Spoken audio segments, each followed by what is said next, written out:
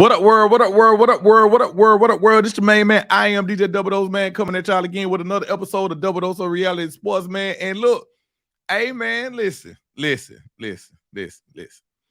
Something happened last week that I guess we should discuss. I mean, you see the colors that I'm rocking.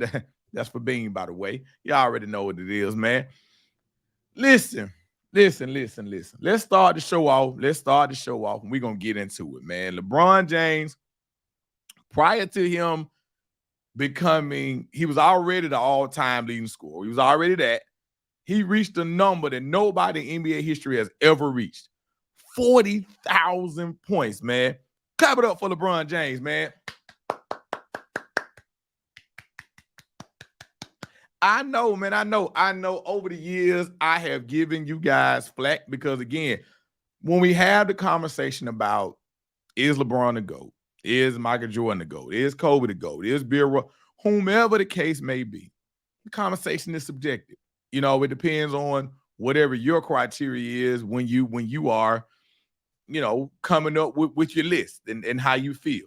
So in LeBron's case, listen, man, I'm not here to try to sway or convince anyone that LeBron is or is not their GOAT. Hey, man, if you in your heart of hearts feel like the man who has gone to many finals, has a losing record, who we're not going to get over his turnovers, who has a losing record, Steph Curry, so forth and so forth. If you in your heart of hearts feel like LeBron James is your GOAT, then hey, there's nothing that I can say to convince you or make you feel otherwise. Me personally, I don't feel that way. But if that's how you feel, then hey, man, 1,000% feel that man is your GOAT. You know what I'm saying? Feel that way. But we're not here to discuss that. We're here to discuss a achievement that I cannot in any type of way not hate on, say whatever you want to say about it. Although I may feel how I feel about LeBron, 40,000 points is 40,000 points. He's the only person that's done it. Is him. Now, as I said in the caption, does that solidify him as a GOAT? Does that fully validate him as the greatest basketball player of all times? No, because when Kareem had the point record, there was nobody, literally no one, saying Kareem was the greatest basketball player of all time because he scored the most points. The one thing that everybody said, that we all said, let's say it together, he had the most points because he played the longest. Now, in this regard, now I'm done with the slight knocks on LeBron. If somebody might say I'm hating in the first 3.5 minutes of this show, there is something to be said about availability. We have heard 1,001 times. We've all watched sports long enough to know that the old saying goes, Father Time is undefeated.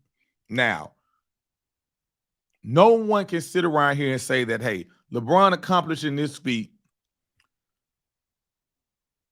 is a longevity award. It is.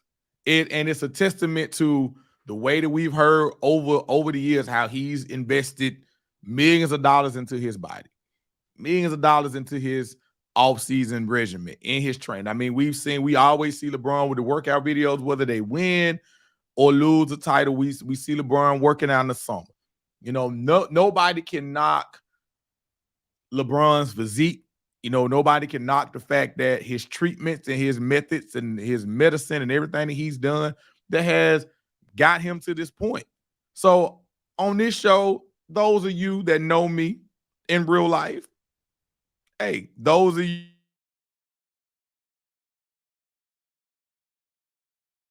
to the channel, sent to the show, those of you who are new, listen, when it comes down to the greatest basketball player of all time, for me, that will always be Michael Jordan 1A, Kobe 1B. But I will stand here and I will sit here and say to you, I'm not going to knock if you have LeBron as your top. Hey, man, look, LeBron has had an amazing career. He has. And this culminates his amazing career in a way that, hey, he is one of the greatest statisticians the game has ever seen. And this further proves that point. I mean, he's been able to keep it, like I said before, he's been able to keep his body in amazing shape. He hasn't sustained a career ending injury later on in his career. You saw what he just did last week in the fourth quarter against the Clippers. He put us on his back and, he did his thing. You know what I'm saying? So, hats off to LeBron James for continuing to be the greatest statistician that the game has ever seen. I mean, and right now, your career is going to go down as arguably one of the greatest careers that we've ever seen. And I think that a lot of times some of the LeBron fans don't like when people make those comments because they want you to say he's the greatest basketball player of all time. They want you to say that. And when we don't, they love to bring up everything else. But at the same token, they like to leave a lot of things out in their argument. So again, to me, it is a endless, pointless argument to try to have with anybody. Because one thing we know about people, when you stand on one side of the fence, it is very, very, very difficult to try to sway somebody over to your side of the fence. Because you can get in the comments and you can say what you want to say, and that is fine to me. But there's nothing that anybody could say to convince me that LeBron James is a better player than Kobe. There's definitely nothing you can say that convince me that LeBron James is a better player than Michael Jordan. And on the flip side, there's literally nothing that I can point out to you to show you that, hey, he didn't do this. Michael Jordan did this, or Kobe did this. No matter what, you're going to feel like, hey, LeBron James is the greatest basketball player that you have ever seen in your eyes. That's what you're going to say. So I said all that to say, hats off to LeBron for an amazing accomplishment.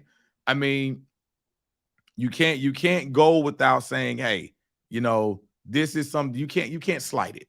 Like I said, because at the end of the day, you have to have played the number of games that he have played to achieve the number that he has achieved. So with all of that being said, man, hats off to LeBron. I salute you. I salute you. You are definitely worthy of the name King James in whatever realm that wants to be. You are definitely worthy of that name, man. And hats off, salute to you as you continue on with your career. And I mean, you're trying to do something that I'm proud of, man. At the end of the day, you want your son to be in the NBA with you, and you want to play with your son before you hang it up. That's been a dream of yours. That's something that you said you wanted to do. So, hey, man, as a father, hey, man, I can't knock that at all, man. So hats off to LeBron James, man. 40,000 points, man. You in a class all by yourself, man. Hats off, man. So let's go ahead and switch on up. Oh, Lord. Because college football never sleeps. It never sleeps. There's never an off season. It never sleeps. What do we hear now? We haven't even played a single game of the 12-team playoff yet. And they are already trying to go to 14. Like, come on, y'all. Can we at least see how the 12 shapes out before we even start talking about 14 teams? I mean, I get it. You're trying to get something structured in place for the TV and all that stuff. I mean, we know that information is out there, but geez. And not only the Big Ten and the SEC, not only are you heavy in favor per reports that have come out, not only do you want to go to 14, both of you want this model of 3-3, where the Big Ten and the SEC get 3 automatic. We're going to say it again. Not 1, not 2, but 3 apiece automatic bids for the 14-team playoff. Let that sink in, people. If you got 14 teams and they want 3 apiece, that's 6. Although that's the way that it may end up shaping out. Jeez, man. And if you are the ACC and the Big 12, if you sign off on this, you might as well go ahead and just fully admit that you are a lesser conference. Because not only are they're throwing you a bone, they're trying to make it sound good though. They want to go 3-3, which would give them 3 apiece. They want to go 2-2, which would give the ACC 2 teams, the Big 12 2 teams, and 1, which would give the highest group of 5 a game as well. Now, the last 3 would be at-large berths, and they would be divvied up amongst the highest ranked teams. So let's unpack that. So if you're going to go 3-3, which was 3 apiece, you go 2-2. That means the ACC gets 2, the Big 12 gets.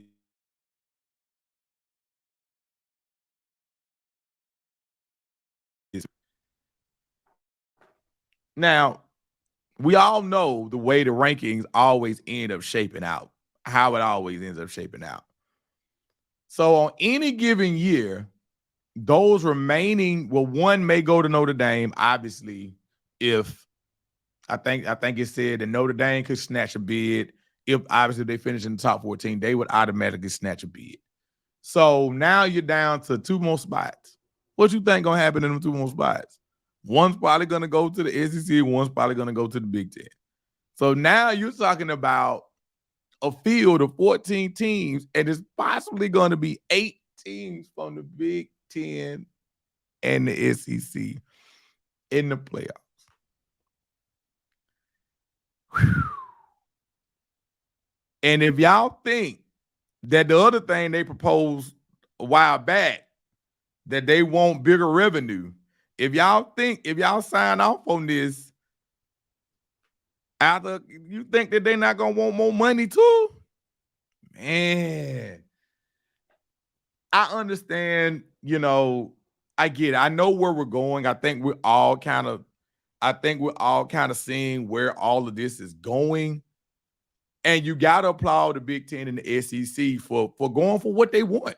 I mean, hell, if you was in a position, in your life for something, whether it's pertaining to sports, your job, your career, whatever the case may be, if you was in a position, like they always say, hey, what's the worst that can happen? Or what's the worst thing somebody can do? Tell you no. That's the worst thing they can do. But if you don't ask, you don't ever know what the answer may be. So you gotta give the Big 10 and the SEC props for attempting to get as many people as they can into the playoffs. Now, the whole problem with this is going to end up being they're going to go along with this. If let's say if everybody signs off on it, we go to 14, everybody signs off on it. You just wait until that second team that's supposed to get that automatic bid from the Big 12 or from the ACC is what, 8-4, and then you got a 8-4 SEC team on the cusp or 8-4 Big 10 team on the cusp. You think that they not gonna scream bloody hell about that spot? And eventually what they're gonna do, they're gonna try to come and change it again. I think that it is great conversation. And I know that eventually that's probably where it's going to go. We're probably at some point going to end up with 16 teams. I'm sure eventually that's where the number will land. At some point it'll end up being 16. I just don't know, man. I don't know. I don't know how all of this is going to shake itself. I don't think none of us do, because again, we haven't even seen what the 12-team playoff is going to look like. We don't even know what that's going to look like, and they trying to go ahead and add 2 more teams. So all I can say, my opinion about that is, man, just keep your eyes open if you are. Now, granted, this could be ESPN's and way of since they still control the playoffs as we know it. This could be their way of trying to dangle a carrot in Florida State and Clemson's face to try to say, hey, we're gonna give y'all conference 2 teams.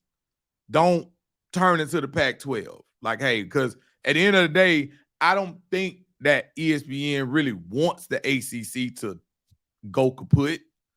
But we all know that if when FSU leaves, whichever direction they go, 9 times out of 10, they probably not going to be the only team that leave. And if the other team, insert Miami, insert Clemson, insert North Carolina, whatever other team decides to go along with them, that's probably going to be the beginning of the end of the ACC. So to me, it is great information. It's good to talk about. It's good to discuss. I can't wait to see how all of this ends up playing itself out. I mean, as a fan of college football, I know a lot of people do not like the direction that it's going because they feel like we're getting closer and closer. I mean, the news just came out about the communication in the helmets. They talking about possibly a 2-minute warning. I mean, they're leaning more and more and more towards the NFL game. And a lot of people, a lot of traditionalists, they don't like it. They don't like it. People don't like change, and they don't like it. They do not like this. But you got to have a newsflash, people. College football has basically been the NFL's minor league system. Insert whatever year, how many years you want to call it that. These kids cannot go pro until they've been out of high school 3 years. Well, if they can't go pro until they've been out of high school 3 years, the only other opportunity for them to do is to what? Go to college. And if you the NFL, hey, it's something you ain't even got to fund. You know what I'm saying? As far as the NBA, they fund the G League. MLB, they pretty much fund, double A, single A, triple A. They fund minor league baseball. Whereas with the NFL, it's like, they got college football. And there you go. So it's been that way for a while. It's been trending that way for a while. So people stop being so alarmed about it, man. We got to go with the change. I mean, it's here. At one point in time, hey, man, we had voters picking who was 1 and 2. Then we decided we want to go with a computer, with the BCS picking 1 and 2. Then we realized that, hey, man, 2 teams playing for it ain't fair enough, man. We need a playoff. Then we threw in 4, which we knew was a bunch of bullshit. When you had 5 Power 5 conferences and you was only going to pick 4 teams. Luckily for them, all the way up until this past season, they never had to face the dilemma that they faced. Luckily for them, it was the last season. So they could turn and say, hey, well, you know what? Okay, the system's not perfect. All right, well, guess what? We're going to a 12-team playoff the next year. So this will never happen again. We're going to a 12-team playoff the next year. So change has been coming for a while. Just embrace it. Don't fight it, because it's literally nothing that none of us can do. And none of us, I mean, I don't think I got no school presidents, tuning in to my show. So, I mean, none of us ain't school presidents, and none of us ain't making those type of decisions. We just are the consumers, and we got to enjoy the product the way that we get it, and we got to cover it, and we love the game of college football. So we're going to continue to watch it. Before I get out of here, man, I've heard a lot of people had thoughts about the NFL Combine and saying how it's, it's dated and they don't need it anymore. And listen, you got to view the Combine for what you want to view it for. Meaning, a lot of times for some of these guys, I know you want to look at the big time schools. You want to look at your Alabamas, your Georgias, your LSUs, your Florida States, your Clemsons, and you want to look at those schools and you want to say, hey, these guys have done enough. Their tape has been proven. Look at the tape. You evaluate the tape. That's why they got scouts and everybody else that evaluate tape. Let me tell you something. You have a lot of kids that sometimes get invited to this combine who come from schools where, yeah, they got tape. But what do we always say about some of those guys that come from those lower schools? We say the same thing all the time. Yeah, he did that, but it was in Division II. He did that, but it was at, this school. Well, he did that, but he was at an HBCU. Competition wasn't that great. He did that, but we hear that all the fucking time. And these guys get a chance to go to the combine, whether they choose to participate in all the drills, some of the drills, or even none of the drills. But what they do get to be is exposed to these NFL executives. They get to sit down, they get to talk, they get to get their measurables, height, weight. They get all of that information done, because we hear it all the time when these kids come from some of these schools. We hear the numbers can be skewed, or they may say this guy's 6'4", but he's really 6'1". They might say he's this and that. They get a chance to present themselves before their pro day, because everybody has a pro day as well. They get a chance to present themselves to some of these NFL executives who may or may not never even heard of some of these guys. You may have a receiver that came from Alabama A&M. He's doing the wide receiver drills with Keon Cole. He could be in these drills and he could shine. He could pop up on somebody's radar or NFL executive's radar in that moment to make them go back and view his tape. So don't sit here and say that the combine is meaningless, because it's not. Because to some of those guys, this is their shot. And even though these are not pads and they're not getting hit, sometimes in the NFL, a lot of guys get drafted based off of their measurables. And sometimes you want to see those measurables live in person. You want to have your rep, your people sit, evaluate this guy in person, not on tape, not on what they were given. Want to be able to do that themselves. So for me, I look at it more so for those type players. This is an opportunity for them to continue to showcase their talent to some people who may have not otherwise heard of them, seen them, or even bothered to look them up. But now you're in their face. So now I have to, if this guy comes out here from, I don't know, I know that's kind of like a big state school. We'll just say Southern Illinois or Northern Illinois. People up there may know who he is. The average person don't know nobody that's on Northern Illinois, or may not know the person that's on. Now, we follow SWAC football down here, but on my show, but the average person may not know about this kid from Grambling. But then he comes out here and he runs a 4.2, or he bench presses this, or he does this in a cone drill, or he does this with his vertical. Now it's like, holy shit. Okay, Mr. John,